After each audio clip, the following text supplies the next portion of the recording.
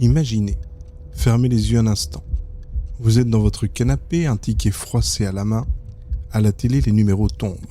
1, 2, 3. Ils correspondent tous. Votre souffle se coupe. Vous venez de gagner l'équivalent de 3 millions d'euros. C'est fini le réveil à 6 heures, les factures en retard, l'angoisse. Pour 99% d'entre nous, c'est le début du bonheur. Mais pour John Speasby, un Britannique de 80 ans, ce n'est pas une fin. C'était juste un capital d'amorçage.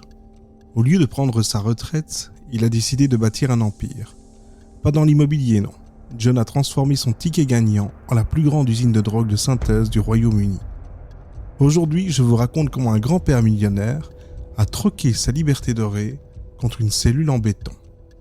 Nous sommes en 2010. John gagne le jackpot et s'achète un joli bungalow près de Manchester. Pendant quelques années, il vit la belle vie, mais très vite, l'ennui s'installe. Quand on a tout, on finit par ne plus rien désirer. Et pour un homme débrouillard comme John, l'inactivité est un poison. Il réalise qu'il y a une demande insatiable pour le calme artificiel. Les gens sont stressés, ils veulent dormir. Les anxiolytiques se vendent à prix d'or au marché noir. Alors, dans le secret de son garage, avec l'aide de complices, il commande des machines. Pas des outils de bricolage, non. Des presses à comprimés industriels. Oubliez le petit dealer de quartier. John applique une logique de multinationale. Il achète un équipement capable de produire des milliers de pilules par heure.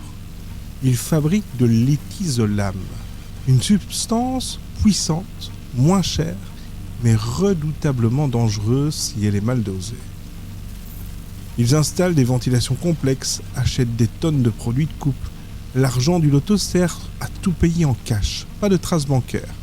Les pilules sortent par millions et inondent les rues.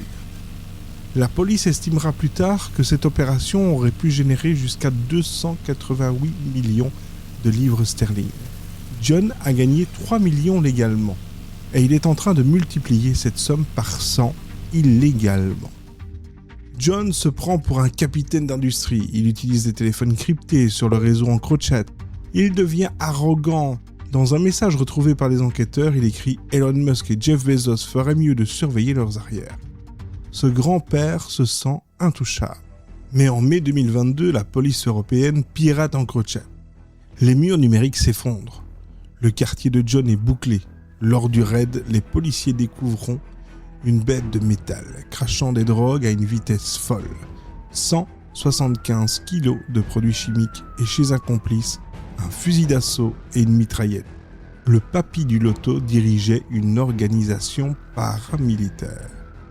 Nous sommes en janvier 2026, c'est tout récent. John Speasby, 80 ans, se tient dans le box des accusés. Il n'a plus l'air d'un concurrent d'Elon Musk, mais plutôt d'un vieil homme fatigué. Le juge lui lance « Vous aviez tout. Vous avez choisi l'avidité. » Le verdict est tombé. 16 ans de prison. À son âge, c'est une perpétuité. La morale de cette histoire, c'est que l'argent ne comble jamais le vide intérieur. Il ne fait que l'amplifier. L'avidité est un puissant fond qui finit par engloutir ceux qui s'en approchent de trop près. Le véritable bonheur, c'est souvent la sagesse de savoir s'arrêter quand on a déjà gagné. C'était les histoires de Papa Mika. Prenez soin de vous et à très vite pour un nouveau récit. Mais avant toute chose, et avant de nous quitter, je vais vous demander de vous abonner à ce podcast, de le liker, quelle que soit la plateforme. Merci à vous et à très bientôt.